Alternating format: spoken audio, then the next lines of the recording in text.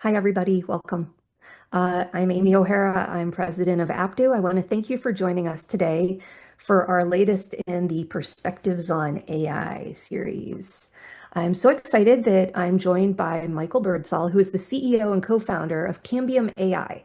He's also a faculty member at Cambridge University's Judge Business School. Formerly, Michael was the Chief Data Officer for TES Global, a UK-based edtech company, and the Chief Data Scientist for MarketWise, a publicly traded financial publishing company. He's going to present today, and then we'll have plenty of time for Q&A. So make sure that you're typing your questions into the chat as we go along or making a note of them so that we can circle back and you can ask your questions. Michael, I think everyone in our audience today is interested to learn more about the simulated population that you've built, as well as the AI tools that you've developed to navigate that data. Welcome, and would you please tell us a bit about your work? Sure. Thank you, Amy. So I was trying to think about how to explain how I got to where I am. And what it really comes down to is I was taking some time off from work when LLMs came out, and my wife wanted to paint the hall, right?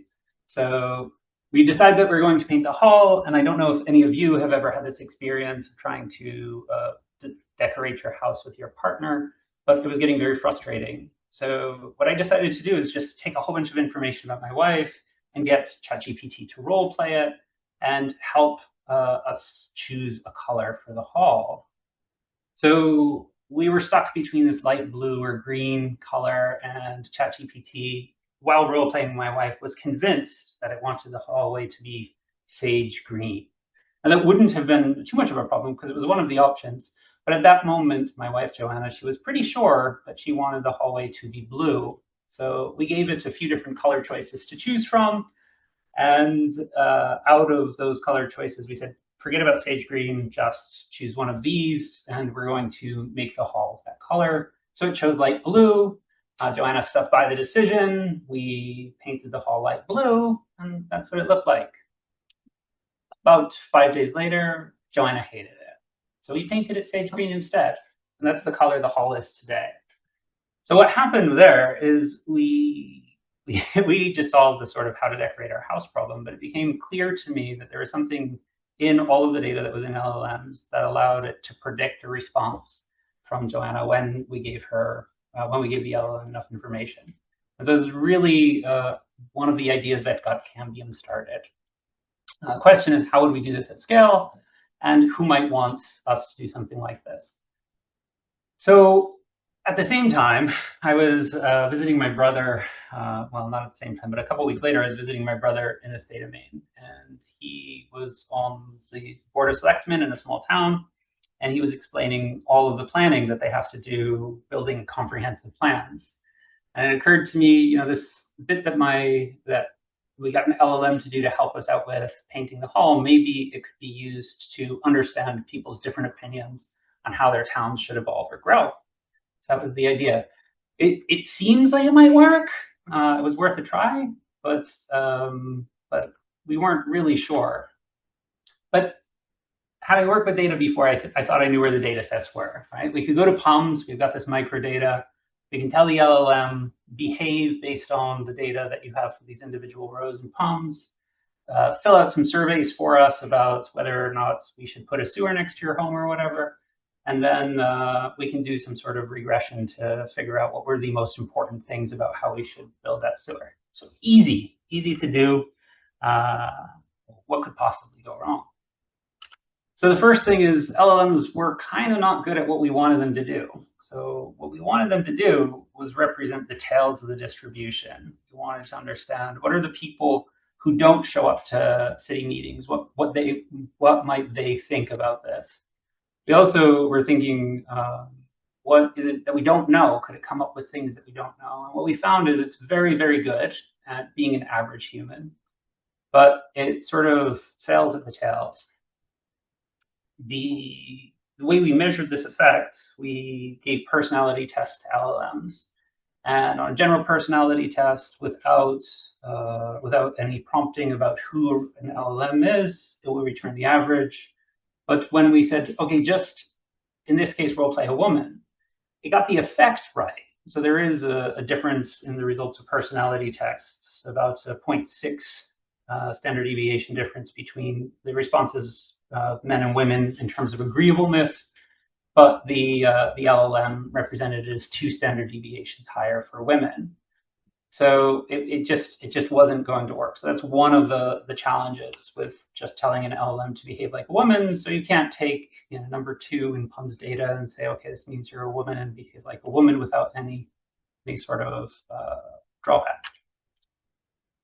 So it got better. We realized we could get the LLMs to behave more like real people by feeding them more data. So what happens is while it might have some bias around the idea of a woman and how agreeable a woman is, it would have a similar bias around somebody who might have studied law or might run marathons. So the more data we could layer in, the better the models got at aligning on, say, personality traits, different measures of general attitude toward their living situation, a whole bunch of different validity metrics.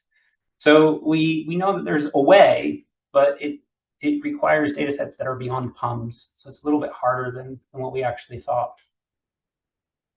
The other problem with it is, while we could get 1 or 2 things right, that idea of just sort of flattening out the extremes only works when you have accurate joint distributions. If you don't have accurate joint distributions, what happens is a caricature builds on a caricature builds on a caricature, and you're representing something extreme that doesn't exist in the real world. So the joint distribution started to become a bigger and bigger problem the more variables we've added. If any of you have had the experience of adding variables and trying to maintain the joint distributions with something like iterative proportional fitting, you'll know that when you get beyond, say, 6 or 7, it starts to get harder and harder. So we were experiencing the same thing. The other problem was that we wanted to use this to predict diversity, so we constructed a measure of the diversity that LLMs are capable of. So what we did is we came up with 3 different categories of questions. So one would be an open-ended question with no right or wrong answer. For example, what's a good name for a coffee shop? We had other ones that were questions that there isn't necessarily a right or wrong answer, but you might want to be diplomatic about, right? And then the last thing was matter-of-fact questions. And we tested a whole bunch of LLM models on how they responded. And what we found was actually pretty cool but disturbing. So what we found was that the older models, GPT 3.5, GPT 4.1, they were performing much better in terms of diversity than models like GPT 5.4 and 5.5. And while we don't know, none of us work at OpenAI, our suspicion is that the better the models get at coding, the more that they're believing that there's a right answer that they have to get. So the models are getting closer and closer to a right answer, which means they're starting to exclude all of the interesting possibilities that might be in them when we're conditioning them to respond as actual people. So that was the learning there. So it's not as easy as we were initially hoping. PUMs is an excellent source of data in terms of joint distributions. We use PUMs all the time, but PUMs alone isn't enough. So PUMs has some drawbacks. Anyone who uses it knows that they have to be careful with these things. So it's not great in rural communities. I'm from Maine. There's probably only one city in Maine that it would be pretty useful for. It's a 5-year sort of estimate, so it smooths out a lot of changes. Anyone who's looked at PUMs over sort of COVID time would know what that's about. And it's a survey tool. Ultimately, right, with every survey, we're tending toward the mean. So as we tend toward the mean, we lose the tails, which is what we were really hoping to preserve and represent. So I've noticed when I was preparing for this that there's this idea of silicon sampling and where it can go wrong. And I think that's where just trying to represent synthetic opinions without going into the administrative data sets and finding out who's really, who could be really there, I think that's where you sort of can make a mistake. And I think that's also a nice way to think about how we're different than just filling in a synthetic opinion. We're just doing predictions of what we expect the population to do. Data scientists have been doing this for, I guess, as long as it's been called data science, just predicting what percent of people will have what response to an ad. It's just a different way for us to get there. So I've just described all the problems, and maybe you're thinking we should have given up. We shouldn't have a company, but my hallway is still green, and I still love it as green. So there's value in this, and it's just sort of how to take the value out of using LLMs and public data to create these sources of new information, how to get there. So one of the things we had to do is we had to think about how to do this at scale, not just using PUMS data. So we came up with a method to join 200, more than 200, I think. I don't even know how many data sets we are at now. So we just continually join more and more data sets. And our sort of novel innovation there is that once you have a synthetic individual, any data about people can be joined on those synthetic individuals as long as you maintain all the joint distributions. So we had to get really good at maintaining joints. And now we're up to sort of maintaining 96 joint distributions at a time when we do our work. And so we've been able to scale out to loads and loads of data, and all of it can represent people more and more accurately. But we're also clear that there's no such thing as perfect accuracy in what we do. We've gotten very good at measuring. So we have not only a system to feed the better data into the LLMs to get more accurate people, but we have a good way to measure how good of a job we're doing. So which populations we're claiming to represent, how bad we are at it, how you could falsify our results, and how stable the models are. And I think stability is one of the reasons, if you pay attention to what's going on in synthetic data right now with these synthetic personas, you'll see that most companies just offer consultations. There's no generally available tool yet, and that's because the models are inherently unstable and can break quickly. The last thing is we're spending quite a lot of our time thinking about validity. And so for us, validity is being able to predict something that hasn't occurred yet, that's based on people's opinions. And so we can do this in many different ways, but the way that we've chosen to do it is to recreate an experimental outcome that we would have gotten with synthetic data with actual real world data when that data set appears. And that's really important for us. So right now, political races are useful tests where there's a holdout data set that we haven't seen yet. We can not only try to predict the results, but we can try to understand what were the causal factors. And then when the actual data set comes out, we can start to look at what's there that might help us confirm or invalidate the work we've done. So that's basically it. I guess I'm a little faster than I was planning to be. The key ideas, I think, are that this technology is new, that it needs validation. So anyone who's using it should expect to think about validation in advance. And that the best source that we have for validation is public data. So for example, when new ACS data sets come out, we can try to predict the situation of our synthetic population in a year's time, in 2025 or 2026. And when we do that, we can learn from the data sets we didn't have at that time to see how we're doing. So I think that's an important piece of anyone who's working on this type of solution, that it will take a few years to mature, and it will only mature as you're able to get those population size sets of data as feedback. We were trying to think about what we could do for the community that might be interesting.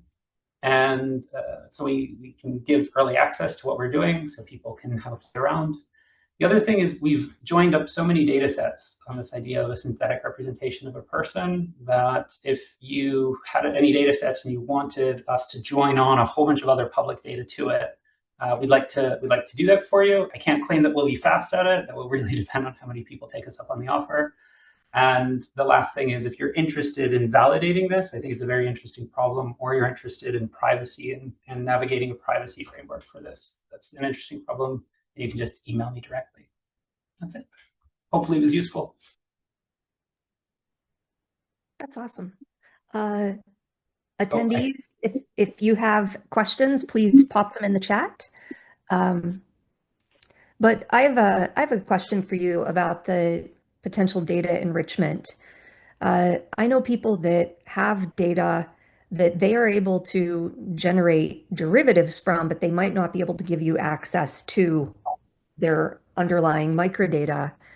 Are there certain ways that attributes could be prepared for easier integration? You know, would it, assuming that they would be able to come up with an extract, like a vector of the data, yeah. or is it useful to get really detailed moments about a phenomena that you might be able to then synthesize further into it? Does that make sense? Yeah, those are two interesting possibilities. So the first thing is we are UK based, we're not based in the US, which means that our privacy laws are actually very constrained. So we can't have individual personal data unless the individual consents to give us that data. So that's quite a big barrier. So I think it's a plus for us, and that there's never an option where we would want actual individual people microdata. So I think the answer in your first question, I would say, is if someone has this unique data set, that they might be able to create another synthetic data set off of it, and we could create a joint synthetic data set. And the goal there would be maintaining the joint distribution of all the variables, so it's still useful, but we wouldn't want to identify anyone with it. So I think that's it.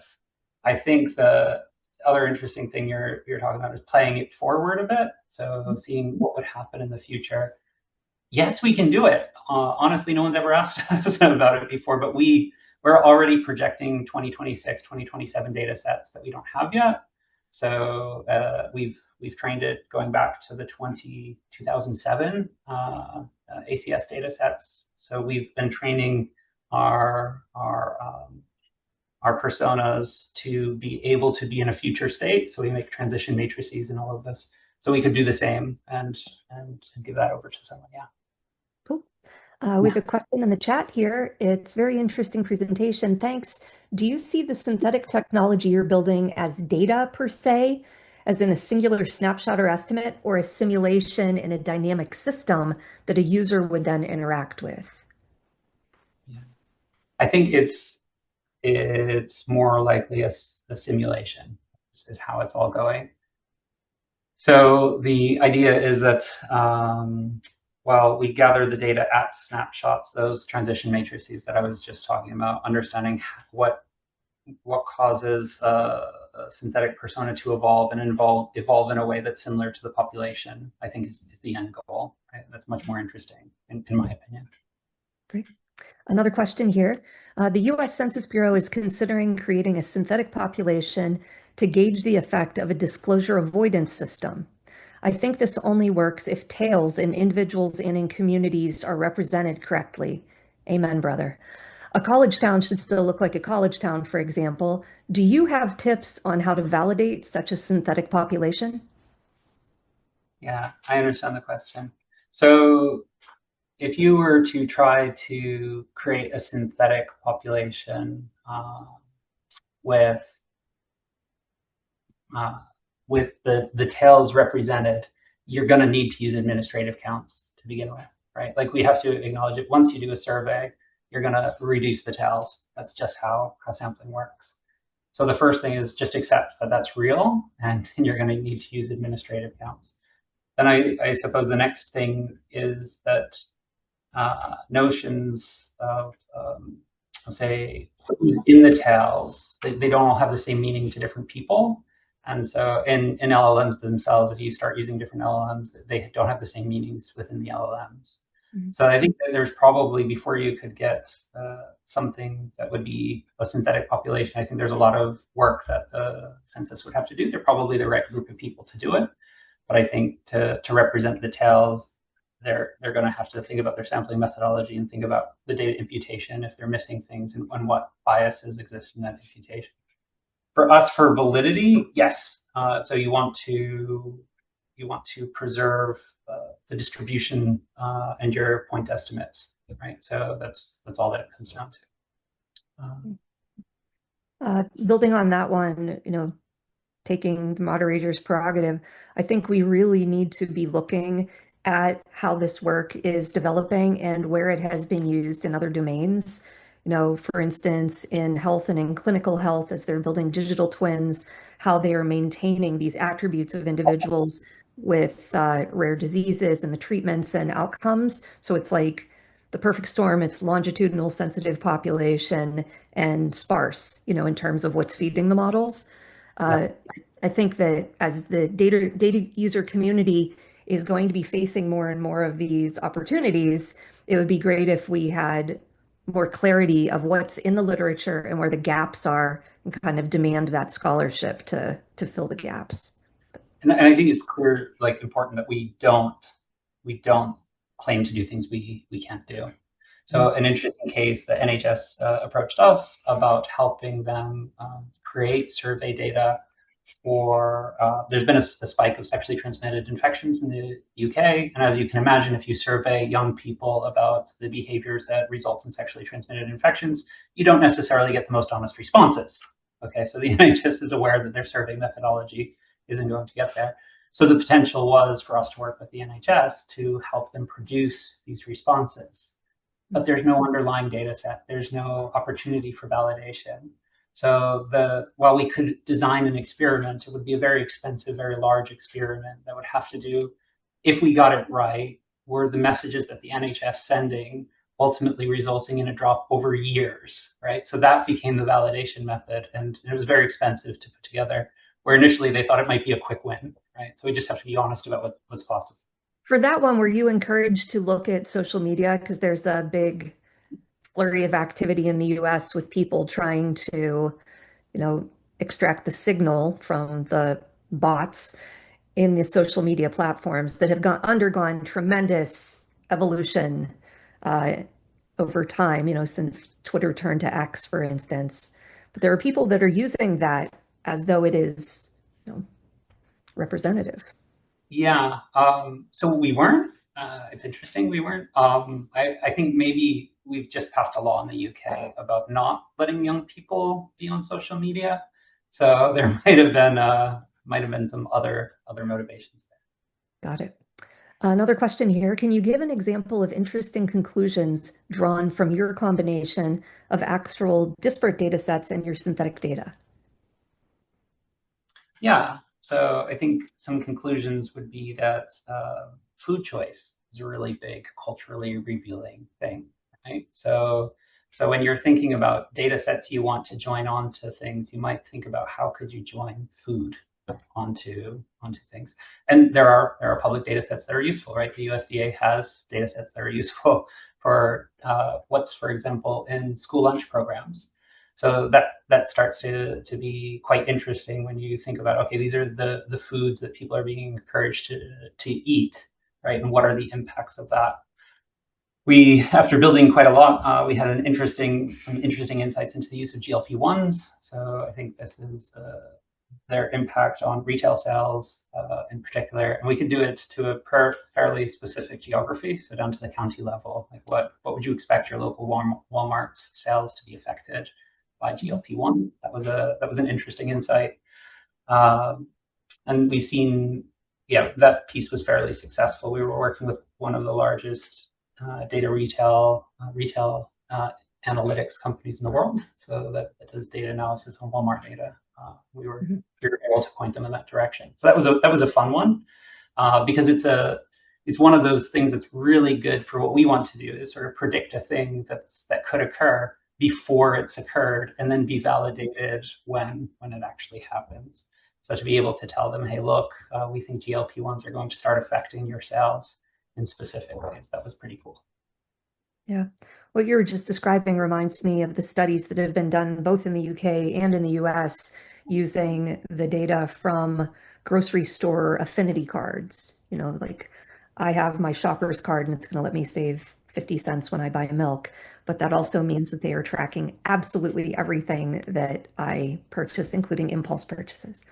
Uh, do you have a sense about the approach that others in industry are taking to the use of the data? Are they cognizant of the ethical, legal, and social implications of using the data? Uh, I guess that begs the question, how do you feel about that kind of responsibility in using the data in this way? Yeah, that's a great question. So there have been some very large funding rounds for companies in this space. And so I think whenever that happens, there's a temptation, right? So there's a temptation to chase the money and make big claims.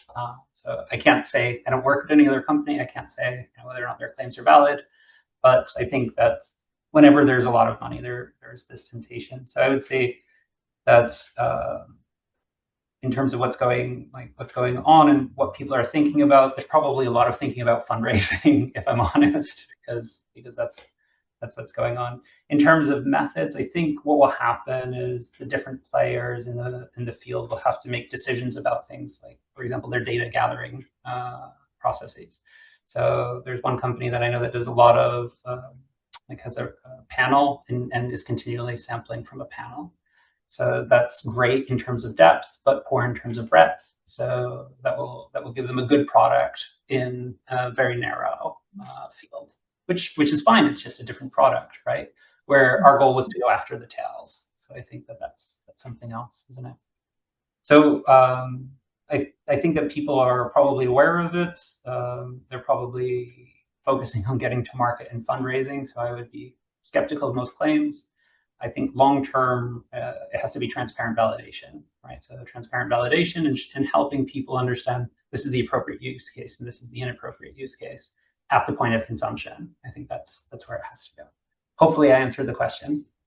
Yeah, where does that validation happen? This isn't something that's there are a bunch of folks that'll, stress test things that are on Hugging Face, but like where would a group of data people that might want to even create norms or protocols to do the sort of validation that one of the earlier questions was asking about, where could that happen?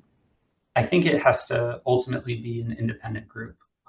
So just like with LLMs, there are independent groups that set the benchmarks, and then the LLMs themselves attempt to hit them. I think that's what the industry will eventually need, because I can produce some validation in whatever it is I'm doing, and you would be right to be cynical of whatever it is if I produced it on my own work. I think that's it. The other thing that we might be able to get to is, as opposed to a holdout data set, is a defined process as a form of validation. So a defined process that produces defined metrics, a bit like producing your standard deviation, the number of people in your sample, your margin of error. What does that look like for a synthetic data set? I don't know. We're working on it. And that's why I was showing my email address. If anybody has thoughts or even just wants to talk about it, we're actively working on exactly that problem. Mhm. I know that NIST, the National Institute of Standards and Technology, has been working on benchmarking to assess synthetic data. I know they had a challenge that was involving even differentially private synthetic data. Um, but that's like kind of wonky. And it's a bunch of people that are looking at the methods. I am really hopeful that we'll also get the involvement of the people like those that attend these webinars, people that care about the data looking right and feeling right, and then also being part of that validation system and not just letting it be a bunch of kind of people that care about the benchmark instead of the broader view. Absolutely. As soon as there's a benchmark, everyone's going to optimize for it and kind of to hell with everything else. I think Yeah. that's fair to say. So I think that's the right idea. I also think that that would build more trust in the industry if somebody can come up with that process that gets it right in terms of full disclosure about what was working and what wasn't working. I, Mhm. I guess my single insight is that the models are so sensitive that it will probably occur at the point of consumption on every single sample run. There will have to be a bespoke type of validation for it. It'd be great if there was a playbook on how to do that. There was a question in the Q&A. Can or do your personas interact with one another? Do you model relationships between them, for instance, friendships or marriages, and the influence that that has on the joint? Social media is an even larger scale interaction, I suppose. Yeah, only at the household level. So we haven't gone beyond the household level, but it does cause significantly different responses when someone has children or someone is living with someone who has a severe disability. Those bits we do model. There is a pretty well-known phenomena. If you let them go on long enough, they'll sort of converge. So I think we don't understand that. I'm happy to say we don't understand that well enough yet. Our idea of how to do it is rather to create communities first. So create households, maybe create schools, create these communities where they would interact to get some tension between them, so that we don't just let them all converge on the same idea, because they will converge if you let them run too long. Have you ever done an injection of like uh, a super influencer or injecting this would be somebody that was exposed to, say, misinformation and the way that travels through known networks? So I have the data set to do it. So, so I built the data set to do it. But what I don't know is the strength, or why I'm being cautious about it is what would be the strength of a social media influence over, say, your family, your colleagues at work, your church group, all of those other things. Because I think if we just exposed a model to one source of information like social Mhm. media, it will dominate. And I Mhm. would rather try to get a few of them competing for attention Mhm. before we try to model it. So that's where we're at. Yeah, years and years ago, I was working with IRS, the revenue agency in the US, and they were trying to understand how awareness of the earned income tax credit. So it was something that was like a government benefit, but you needed to opt into it. And they could see regional patterns where it was likely coming through family members, church groups, and literal neighborhood, like proximity to where you live, and seeing this, like the way that take up fanned out. I think there's so many interesting policy relevant applications of this sort of work uh, that had been kind of relegated to expensive bespoke projects in the past. So we've just been speaking with planners in Massachusetts and Maine about accessory dwelling units. And it's a similar thing that it's now legal for many people to be able to have these extra dwelling units, and it should increase the value of people's land and all of this, but the uptake has been very low. And so how that information spreads, I think it's exactly as you say. There's a concrete public use case for that type of work. There's another question in here. What has been the response you've received from the various stakeholders that you've presented your concepts to? Yeah, I would say it's surprising. Most people are excited for the possibility, but cautious. And I think that's probably a fair way to describe it. Um, the the use cases where there's not an alternative will probably be the first ones. So use cases where you either use synthetic data or you simply have no data. I think that will probably end up leaking out first, and then you'll have to validate eventually. But that gets quite messy because your synthetic data could change the outcome. So I think that will be a problem. For example, let's say that you were thinking about opening more preschools, but you're not getting accurate responses on, say, surveys about the uptake of preschools. So you create a synthetic population and create those preschools based on what you get from the synthetic. Do you really have a validation set then? I think that's sort of the question. So I think that's one of the cases where somebody's brought an interesting case to us. They responded positively, but it's filled with sort of challenges. That whole information quality and the validity of the input pieces, I think, is going to, it is important, will be increasingly important.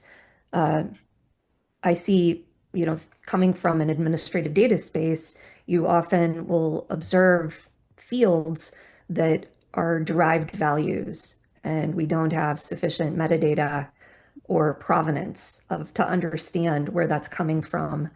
Are you, is this a concern, or is it we build it and then we look at it and assess from there? So I would say that our approach to it has been that no one has the data right, and rather seeing every potential new source of data as a signal, but not as the signal. right? So I think that is sort of probably as far as into our methods as I want to go, but we don't treat anything as clearly defining it. We treat it as a signal with a weight where you get other signals, and then you start to believe that, well, for planning purposes, this is good enough. And I think that's what you get to. In most of my data leadership roles in the past, that's where it went to, is for whatever our use case, this is good enough to make the decision. Are there going to be people that just hop into their LLM of choice and tell it to do what you're doing, but very naively? Yes, for sure. For sure, this will happen. And to be fair, this is already happening. And I think it depends on your use case. So in our data, if you want the mode and you want that represented to you well, LLMs are built for that purpose. So that's fine. But when you start to want anything beyond that, it starts to fall apart pretty quickly. Also, if you want to tease out specific conditional attributes, that gets to be very difficult as well. So I would say if you're just like, I don't know, if you are a very, very large organization and you're really just interested in, will somebody buy Wrigley's gum or not, then that's probably fine. But if you want to get into who's buying Wrigley's gum, it will start to fall. Mhm. How detailed could it get? Like who's buying Wrigley's gum at 11:35 p.m. in Exeter? Yes. What's the vision there? Yeah. So I think uh, there's no sense, and maybe this is a UK perspective, there's no sense in ever going beyond the levers that you have. So really what defines how deep we'll go is what are the targeting variables in marketing platforms. So why would we ever want to know someone's name unless you can target on people's names in a marketing platform? If you can't, then it doesn't make sense, right? So ultimately, because the goal is to target or survey, or in the case of public planning, it's to prepare people for public responses, right? So there's no need to know, for example, who is buying Wrigley's gum at Well, we 11:59. do because we like to racially profile and then persecute people. That perhaps it's a different use case in the UK. Um, Yeah, I understand that, but I think that's a serious, if if somebody is talking to Congress or anyone in the U.S., why do you need that data? Why would you need to go deeper than targeting or planning decisions, which doesn't require a lot of personal data when you think about it? So hmm. there's no motivation for us to go any deeper than that. Yeah, I think we need those talking points and to circulate them whenever we're having conversations with planners and policymakers in the US. Super happy, super happy to just say it's not actually useful for that use case. Folks, any other questions for Michael here before I dig a hole for myself and fall into it? Okay, we got another one. Thanks, Sean. In the US, is a discussion about personalized pricing. What are your feelings about that? Hmm. Uh, so this is a theory that's been in economics for a long time, right? You can get sort of perfect elasticity of demand at an individual level and price at this level. I think it's like to the extent that a data company wants to do it, they want to do it to make more money, right? Like that's what it comes down to. So it's just about making more money, which is leaving somebody with less money. Like that's the goal. So so let's be a little transparent about it. I could be in favor depending on the implementation. So for example, it could be also be a form of subsidy. So, for example, if somebody simply doesn't have a lot of pricing power, they could purchase something below cost because there's another portion of the population that's purchasing it above cost. If that were the case, but then the motivation doesn't exist for, say, the person selling it, right? So there could be something nice in it.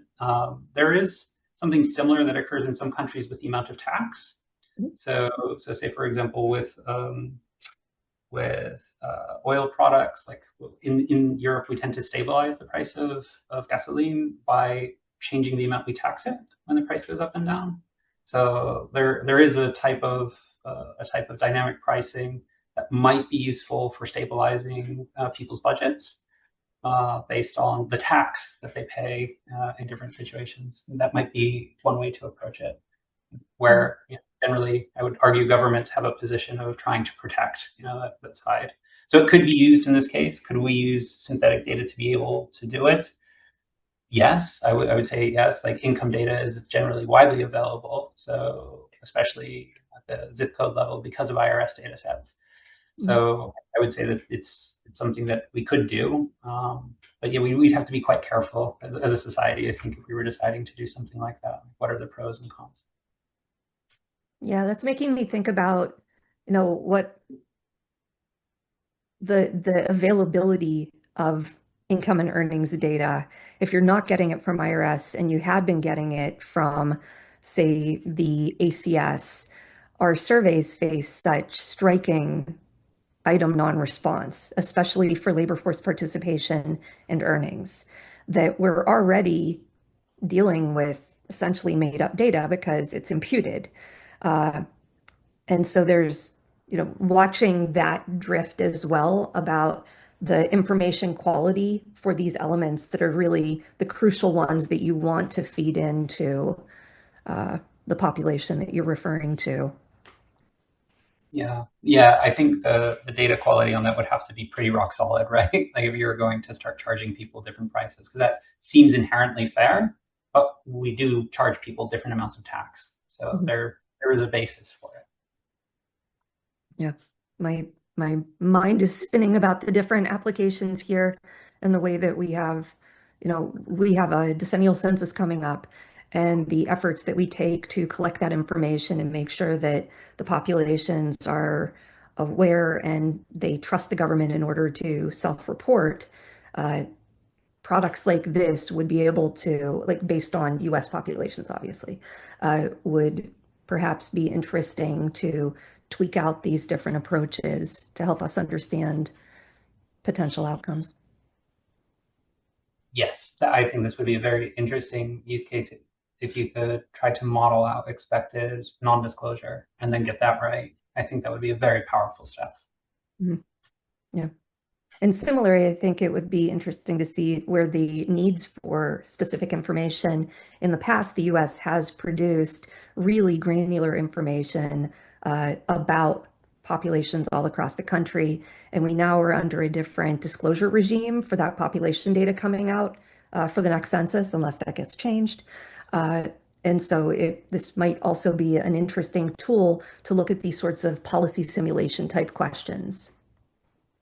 Yeah, I think policy simulation is a very interesting one. Beyond simulation is scenarios. So run different scenarios, and that might be a very good instance of being able to say what what scenarios are we able to predict and which ones weren't we able to predict. But Yeah. yeah, I think something like that sounds very interesting. Well, I might be following up with you because this sounds like Okay. something that we might need to be digging into soon. Michael, I want to thank you for being with us today. I've really enjoyed our conversation.